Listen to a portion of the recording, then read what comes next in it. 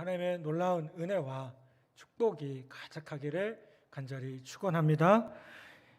오늘 기쁨으로 함께 예배할 때 하나님 주신 그 은혜가 또 평강이 우리 사랑하는 성도들 가정 위에 또 삶의 자리 위에 충만하기를 간절히 축원합니다. 오늘 본문 말씀을 보면 13절 말씀을 보면요, 예수님께서 제자들과 빌립보 가이사랴 지방에 이르렀을 때 제자들에게 질문 하나를 던집니다. 사람들이 인자를 누구라 하느냐? 사람들이 나를 뭐라고 하니? 라고 물으신 겁니다. 그랬더니 제자들이 대답을 합니다. 뭐라고 대답합니까? 세례 요한, 엘리야, 예레미야 혹은 선지자 중에 한 사람입니다 라고 말합니다. 이렇게 대답을 합니다. 예수님은 15절에서 다시 묻습니다. 그러면 제자들, 너희는 나를 누구라고 생각하니? 너희는 나를 누구라 하느냐라고 묻고 있습니다. 이 질문에 16절에서 베드로가 아주 유명한 대답을 합니다. 뭐라고 대답합니까? 주는 그리스도시요 살아계신 하나님의 아들이시니이다. 여러분, 예수님이 누구인가라는 질문은요, 우리의 신앙에 있어서 가장 본질적이고 핵심적인 질문이고요, 신앙생활하는 데 있어서 가장 중요한 질문입니다. 사도신경에 보면 나는 그의 유일하신 아들 우리 주 예수 그리스도를 믿습니다 라고 고백을 합니다. 여러분, 이 사도신경을 보시면 삼위일체적인 것입니다. 무슨 말일까요? 성부에 대한 고백, 성자에 대한 고백, 성령에 대한 고백으로 이루어져 있어요.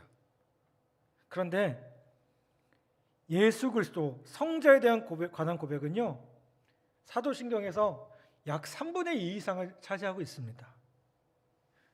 여러분, 이 점은요, 우리에게 아주 중요한 사실을 말해주고 있어요. 그것은 뭐냐? 기독교 신앙은 결국 예수에 관한 것이라는 거예요. 여러분, 예수님은 우리가 믿고 있는 것의 모든 것의 핵심이 됩니다. 어떤 부차적인 것에 대해서 잘못 이해하더라도요, 그리스도인이 될 수 있어요. 그런데 예수님에 대해서 잘못 안다면 그것은 아주 치명적입니다. 예수님에 대한 믿음은 마음속에 예수를 모시는 단순한 감정적인 체험에 그쳐서는 안 됩니다.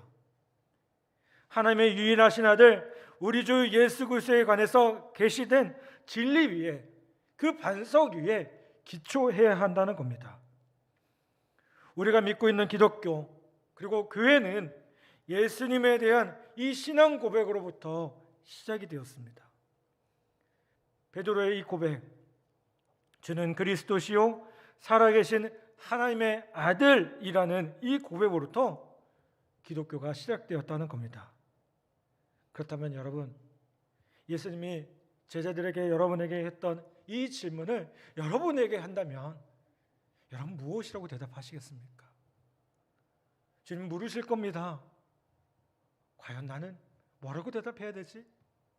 여러분, 이 질문 앞에 우리가 정말 베드로와 같은 믿음의 고백을 할 수 있는 우리 모두 되기를 간절히 바랍니다. 초대교회 그리스도인들은 박해받는 시절 자신이 그리스도임을 알리기 위해서 물고기 모양을 표시했다고 합니다. 여러분 아마 보신 분들도 있을 거예요. 왜 물고기를 형상했느냐? 이 물고기에는요, 오늘 우리의 고백과 같은 고백이 담겨져 있기 때문에 그래요. 저게 나오네요. 물고기를 헬라어로 익투스라고 합니다. 발음하면 익투스가 돼요. 그런데 여러분, 이 익투스라는 말은 머리 글자를 따온 겁니다. 머리 글자. 자, 이오타 I 모양으로 된 건 뭐냐면 예수를 뜻합니다. 이 X는 헬라어로 크이라고 하는데요, 이거는 크리스토스 뭐예요? 그리스도를 뜻합니다. 번데기 모양 된 거, 이거는 뭘까요? 테타라고 하는데 이거는 데오스, 하나님을 뜻합니다. Y 모양이 된 거, 이거는 윕실론이라고 하는 글자인데 히오스, 아들을 뜻하고요.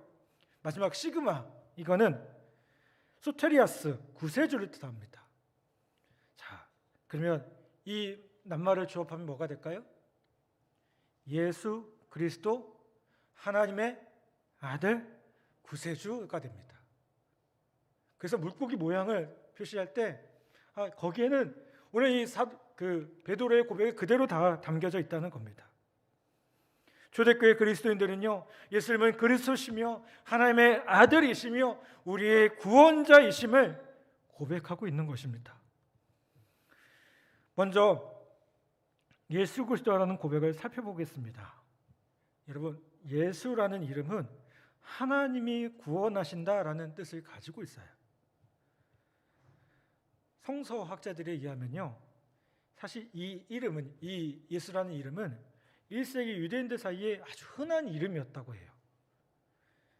이 예수라는 이름은 같은 지방에 살고 있는 사람이 적어도 10명은 될 정도로, 같은 동네에 10명은 될 정도로 아주 흔한 이름이라고 합니다. 이 이름은 여호수아라는 이름에서 나온 겁니다. 제가 예전에 모시던 지휘관 성함이 철수라는 이름을 가졌거든요. 우리 철수라는 이름이 흔하잖아요. 그래서 이거를 외국에 가면 뭐라고 합니까? 찰스라고 하죠. 네. 아마 그런 농담인데 별로 이렇게 크게 듣지는 않으셔요. 네.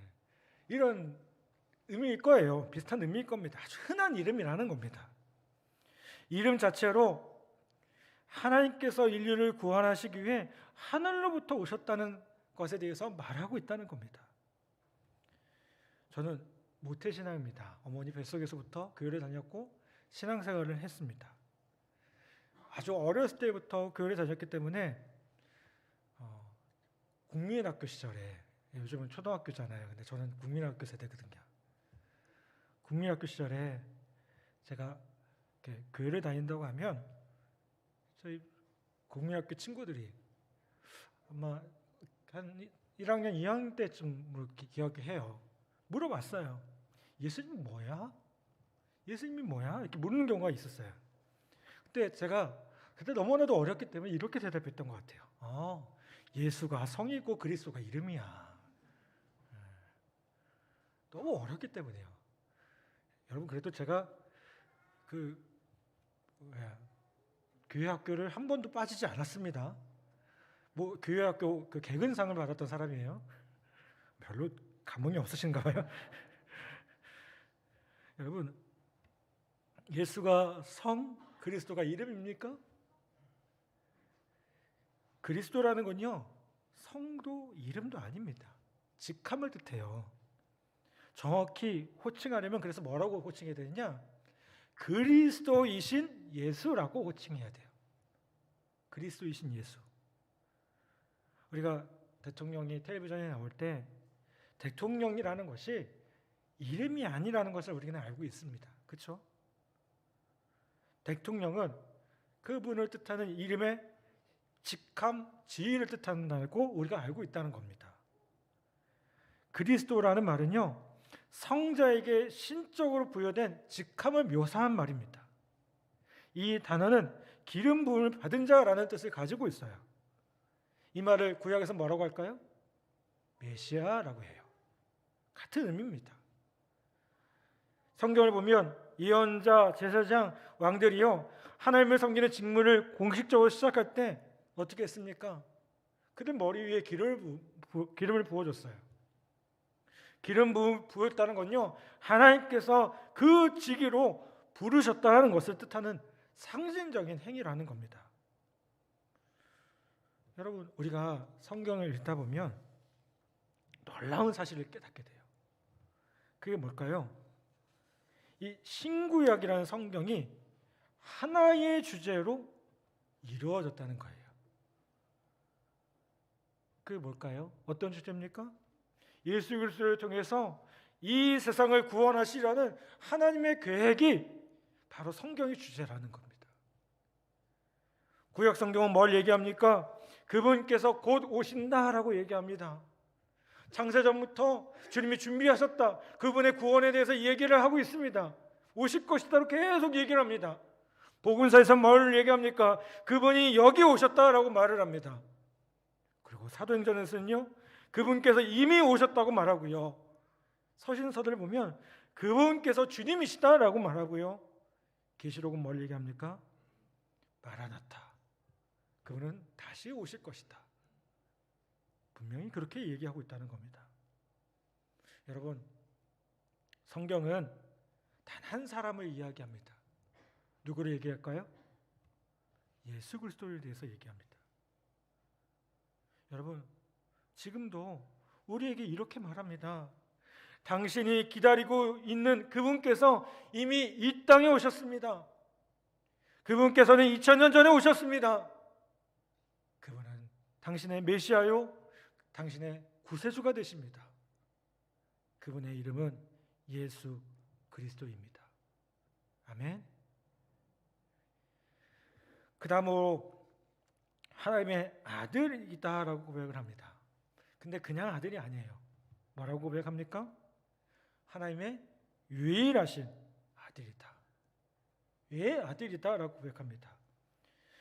유일하신 아들이라는 말은 어떤 의미를 가지고 있겠습니까? 하나라는 의미를 가지고 있어요. 하나. 요한복음 10장 30절에 보면 나와 아버지는 하나니라 라고 얘기합니다.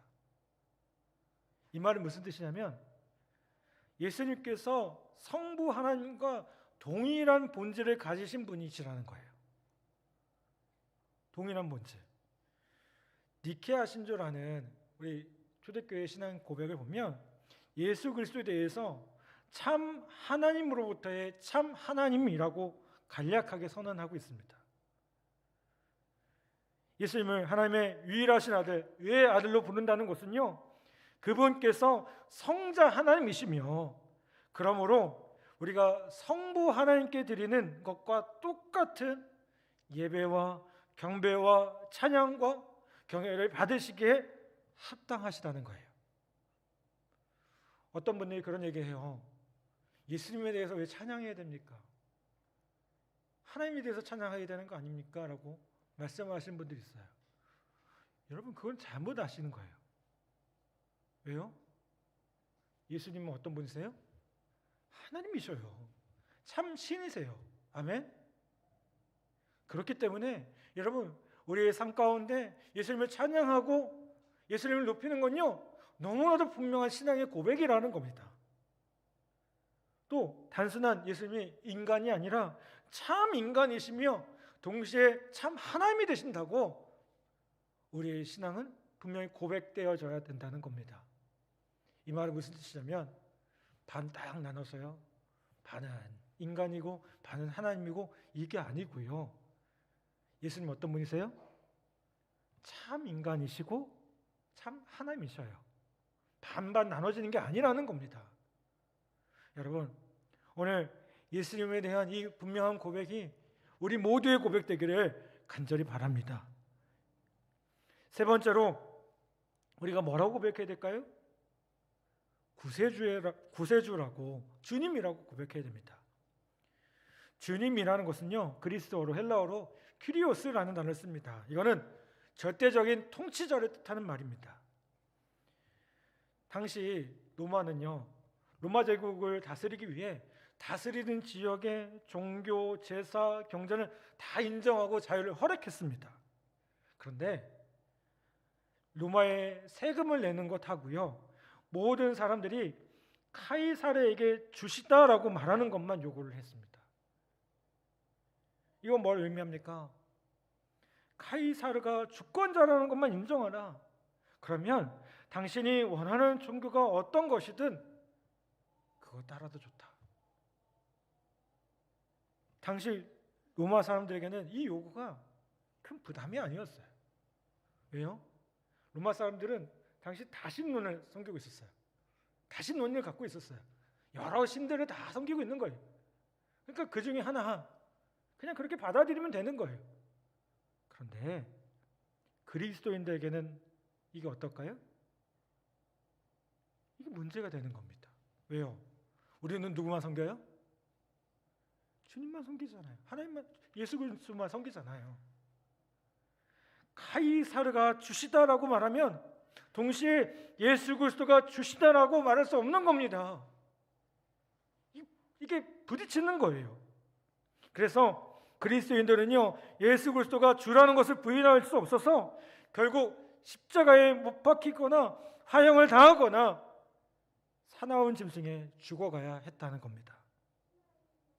여러분, 예수 그리스도를 주라고 부르는 것은요, 부르는 것은 우리의 삶과 인생에 그분만이 유일한 통치자가 되신다는 겁니다. 그분만이 유일한 주인 되셔서 우리를 다스리시고 우리 가운데 역사하시는 그 주님이시라는 것을 우리가 함께 고백해야 된다는 겁니다. 폴리그라프라는 분이 있습니다. 이분은 예수님이 사랑했던 사도 요한의 제자였고요. 요한으로부터 서머나 교회의 감독으로, 지금으로 보면 목회자일 수도 있고 또 그 지역을 담당하는 목회자로 임명을 받았던 분입니다. 그는 마르크스 아우렐리우스 황제 때 박해의 위험에도 조금도 겁내지 않고요, 다른 사람들 다 도망갔는데 서머나 교회를 지킵니다. 폴리갑이 이 감독을 잡으러 와서 왜 가이사에게 경배하지 않으며 모든 신들에게 제사하지 않는가?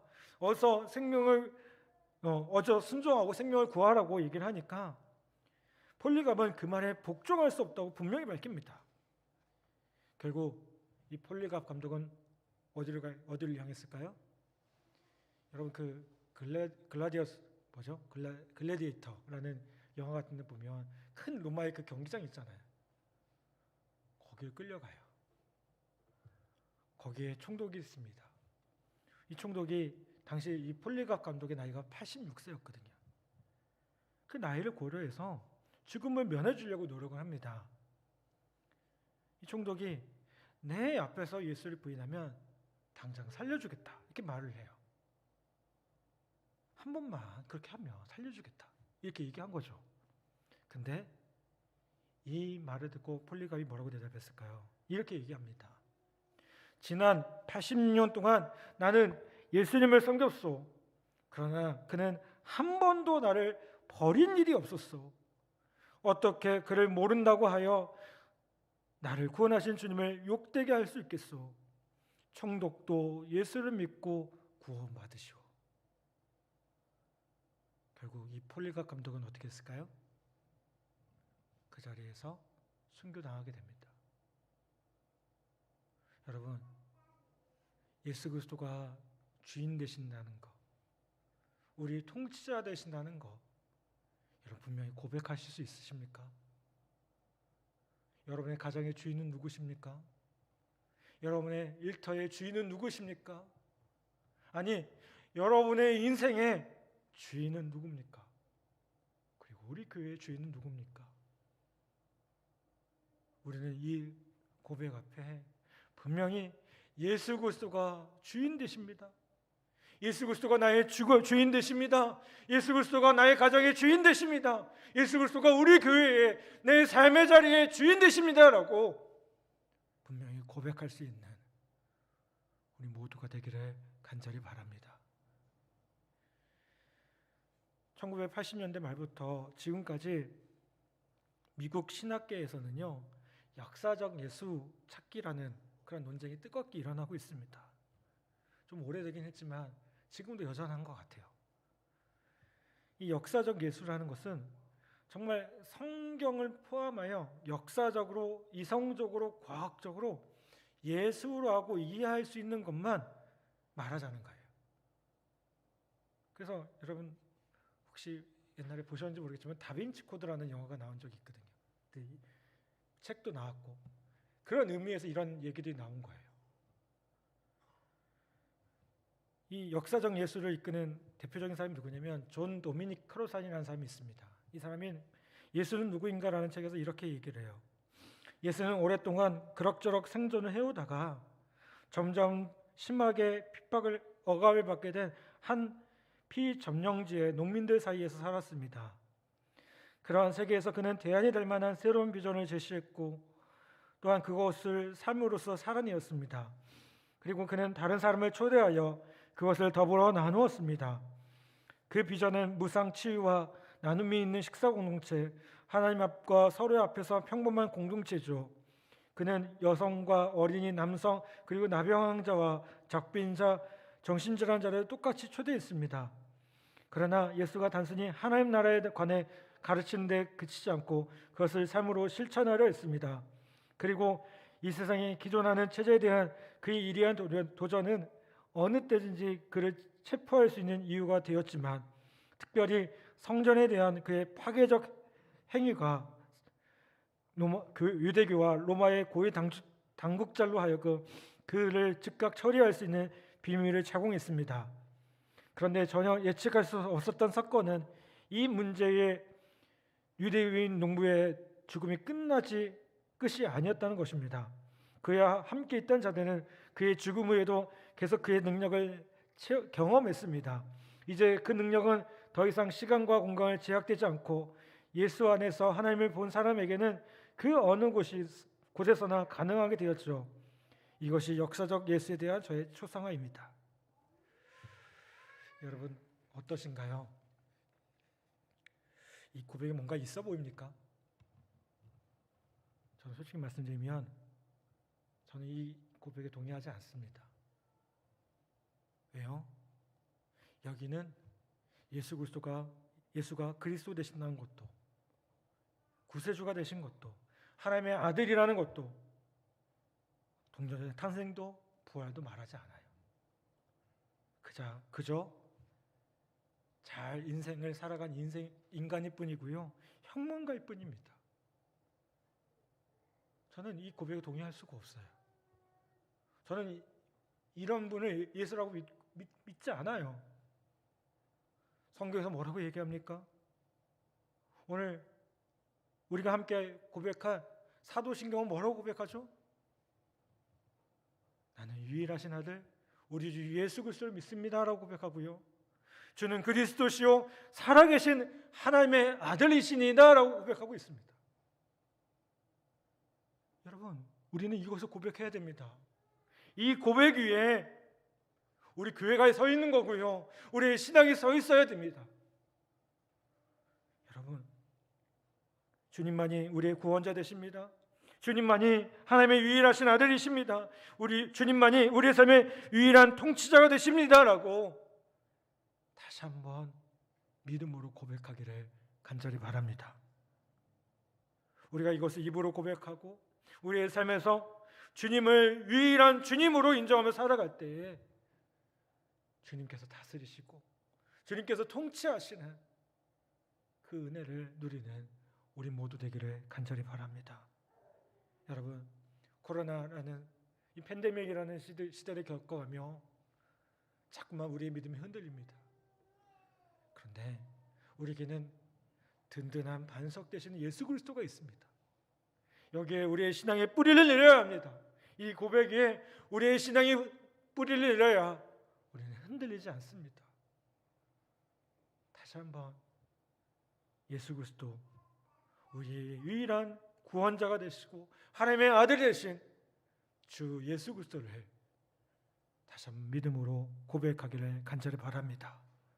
그리고 이 고백 위에 흔들림 없이 더 든든한 믿음 위에 굳건히 세워지는 우리 귀한 성도들, 우리 한 사람 한 사람 다 되기를 주님의 이름으로 간절히 축복합니다. 주님의 이름으로 축복합니다.